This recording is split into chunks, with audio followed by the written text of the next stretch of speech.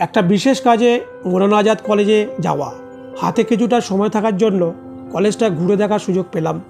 কলেজটি দেখতে দেখতে বেশ কিছু তথ্য জোগাড় করে ফেললাম, তাই ভাবলাম আমার সব বন্ধুদের সাথে একটু শেয়ার করি। 1924 সালে এই কলেজটির ভিত্তিপ্রস্তর স্থাপন করেছিলেন লর্ড লিটন, যিনি তখনকার বাংলার গভর্নর ছিলেন। 1926 সালে কলেজটি পঠন পাঠন শুরু হয়। তখন এই কলেজটির নাম ছিল ইসলামিয়া কলেজ। পরবর্তীকালে এই কলেজটির নাম পরিবর্তন হয় ভারতের প্রথম শিক্ষামন্ত্রীর নামে।